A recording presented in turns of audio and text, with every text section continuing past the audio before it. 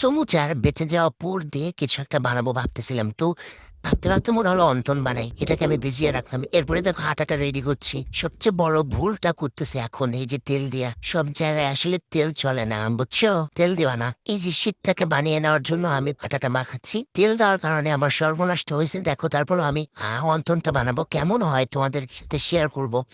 তোমার মতো ভুল কেউ করবা না। এই যে অন্তনের শীতটা আমি কেটে নিচ্ছি, শীতটা 4 ভাগ করে কেটে নেবো। এখানে যদিও আমার শীতগুলো ছোট ছোট হয়েছে রুটি ছোট হওয়ার কারণে। এরপরে দেখো আমি আটা এবং পানির মিশ্রণ দিয়ে একটা আটা তৈরি করে নিছিলাম।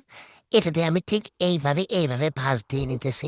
দেখো ঠিক তোমরাও এমনি এমনি ভাঁজ দিয়ে নিবা। এরপরে দেখো অন্তন তো হয়েছে, কিন্তু এ কি হয়েছে, মানে কি ধরনের ফালতু বালটা বানাইছি, কি বানাইছি এটা আমি অসহ্য। যাই হোক, এটাকে আমি এখন ভাসবো, কিছু করার নেই, আমাকে তো খেতে হবে, নষ্ট করা যাবে না। এই তো দেখো আমি এখন ভাসতেছি, দেখো ভাসবো।